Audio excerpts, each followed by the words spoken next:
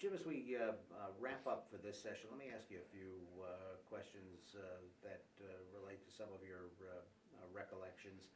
You told us a little while ago about really the worst day, or you were going to tell us about the worst day that you remember as regional president. I wonder if you would elaborate on Well, that. I would be very hard pressed to find something that I felt worse about. I was out at lunchtime with one of my fellow officers, region officers, having lunch, and actually the phone rang simultaneously and the newscast came on. It was one of our staff here in the region trying to contact me to let me know what something had happened in one of our counties that we represent, something terrible. And the news blurb came on about workers being killed in Schuyler County. Um, I learned real quickly that three out of the four women that were killed that day in Schuyler County were officers of the Union. I had been with two of them several nights before that in Binghamton. They had treasurer training. Um, all the safety committees and health and safety workshops in the world wouldn't really have prevented what happened that day with four of our workers that were just doing their job. That is all they were guilty of, if anything, just doing their job. Um, as you know, we're deadbeat dad. We had been, as we do every day in this state, try to recover monies for um, women raising their children from deadbeat dads. And four of our employees had communications with this individual that lived in the Midwest, and he had become very irked and provoked with them and didn't know them, but set on a path that basically brought him back to Schuyler County to deal some way with these individuals. And the fact that four employees were killed and murdered, CSEA members, just for doing their job, is probably, and will always go down in my life as the worst day of my life. I had no control over it. There's nothing I could do to make it any easier or any better.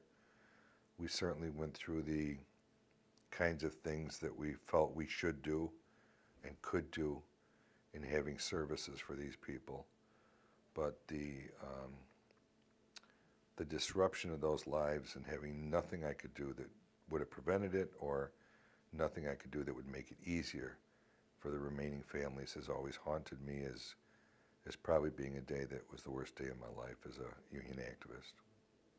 In the aftermath of that tragedy, what did CSEA do to try to prevent things like that from happening in the future? Well, if any good came about as a result of that, it was temporary. To be very candid, as we sit here today in 2007, looking at what's out there now, the immediate fix that occurred there and throughout the state was the hiring of more guards to screen people from coming into social services areas. There was the purchasing of equipment to see to it that perhaps guns can be not can be detected when someone's walking in with a gun. But just as the frustration I have had over the years in dealing with governments on many, many issues, we're almost right back to where we were before the day that those four individuals were shot. Governments run out of money. Governments have to make cuts. I'm finding that one of the areas that I think they've severely cut back on is the security of their workforces. I think it's just a question of time again before something happens. And again, unfortunately, we'll go through the same sham of a quick fix. More security will be brought in, more equipment will be purchased. But unless, and that's what I talk about when I talk about governors and how they relate to local governments and the economies and the finances of local government. A state governor has a responsibility to see to it that, in fact, their counties are secure and that they have the finances needed to protect the workforces and protect the government and the people that are utilizing government offices by going into them. It's a bit of a sham. It's a bit of a sham. As a union, we can be proud of our actions. We fought beforehand for legislation that would have perhaps ease that situation. And we've certainly done a great job of making the awareness of all county legislators aware of the responsibilities they have to their workforces and to the taxpayers that are coming into their building. This union can't afford, though, to hire the security guard. It's the responsibility of that entity, whether it be Onondaga County or Oneida County or Schuyler County, to not just hire someone after something happens and then 4 or 5 years later cut that expense. It's a long-term commitment to that expense involved in the safety of people. The only ones that have control over that are the legislatures.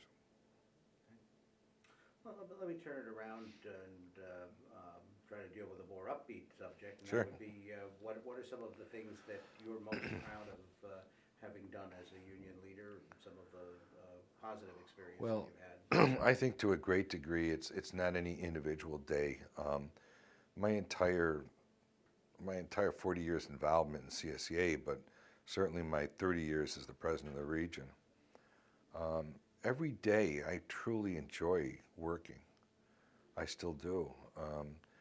I enjoy the fact that if even I'm not up to my highest level, there are things going on that I've had a direct relationship with. Creation of a committee, giving a chore to a group, asking my region officers to examine some situation, and then meeting on it, putting together a plan that's eventually either signed off by myself or implemented by myself. I value other people's opinions a great deal.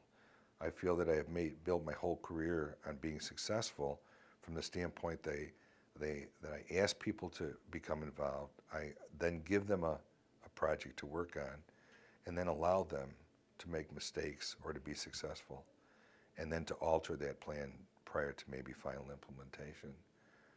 My regional committee structure I will pit against any union in the country. Our member action program that I've talked briefly about is important. My political action committee knows their job and does a good job of it.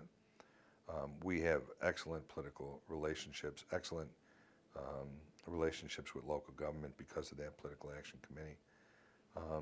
Every day there's something happening. I've had highlights in the career, certainly. Greatest day of my life is still the morning I watched my son be born. Everything is second to that. And the support that I've had of my family is crucial. I call all I have 1,700 officers that I deal with on a day-to-day basis in this region.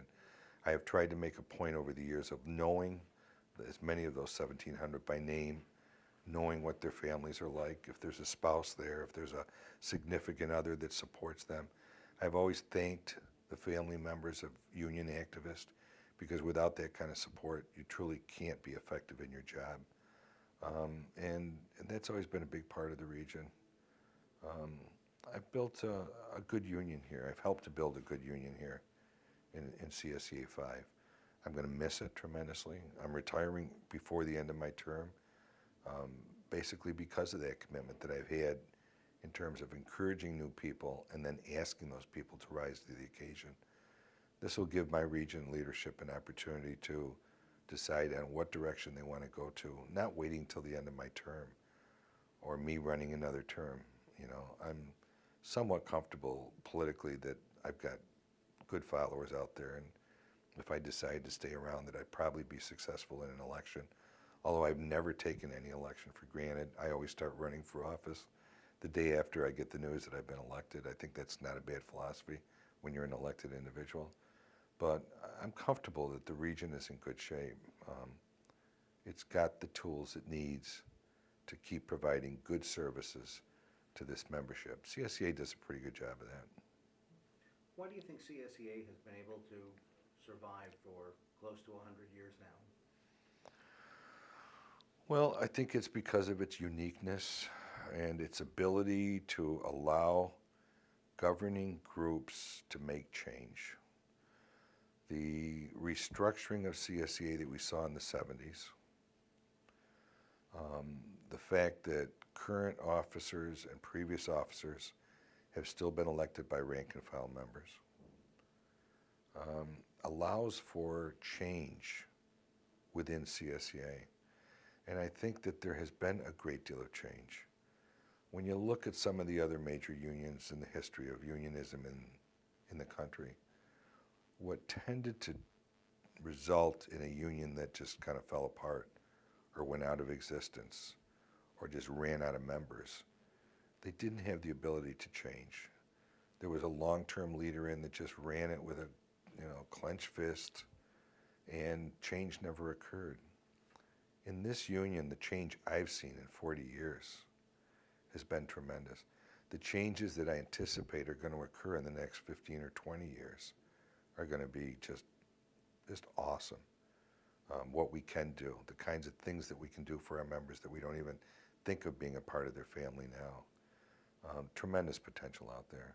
It's our ability to change. That's what's made CSEA the great union that it is. The change evident as it's happening, or you kind of turn around and you're surprised that the changes occurred? It's not evident. In fact, probably that's also part of the beauty, is that it's done in most cases without inconveniencing a large number of people. There is the ability for CSEA to impact on people's lives simply by making small administrative changes that might be advocated by a particular president of CSEA or by a particular delegates of CSEA or by the board of directors involved. It's actually a union that has never lost rank and file connection, and I think that that's what's allowed us to. And we're also directed. We really are not, we don't tolerate leaders, and I would include myself in that as a leader. We don't tolerate, the rank and file members don't tolerate leaders and condone leaders that are self-serving in this union. They have a tremendous knack of weeding them out. Excuse me, people that probably should be weeded out. And yet they're also quick to give everyone a second chance. In this union, ironically, when you look back at the leadership changes that have occurred at the local level, the regional level, the statewide level, they're always willing, the membership of this union are always willing to give someone a chance, a second chance.